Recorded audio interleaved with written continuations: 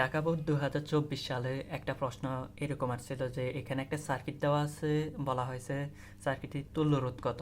এরকম প্রশ্ন কমেনি, তোমরা প্রতিবারেই পরীক্ষার এরকম প্রশ্ন দেখে থাকো। তো তুল্য রোধ বের করার ক্ষেত্রে আমরা প্রথমে সার্কিটের দিকে খেয়াল করি।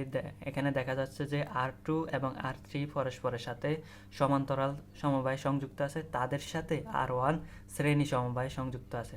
তো সমান্তরাল সমবায়ের ক্ষেত্রে আমরা একটা শর্টকাট সূত্র জানি, যদি দুটি রোধ সমান্তরাল সমবায় সংযুক্ত থাকে তাহলে তাদের শর্টকাটে তাদের বের করার নিয়ম হলো আরপি ইকুয়াল টু উপরের রোধদ্বয়ের গুণফল নিচে রোধদ্বয়ের যোগফল। তো সেই হিসাবে এখানে R2 এবং R3-র তুল্য রোধ আসে, উপরে হলো 4 × 4 সমান 16, আর নিচে হলো 4 + 4 সমান হলো 8। তাহলে তাদের তুল্য রোধ হয় R2 এবং R3 তুল্য রোধ হয় 2 ওহম।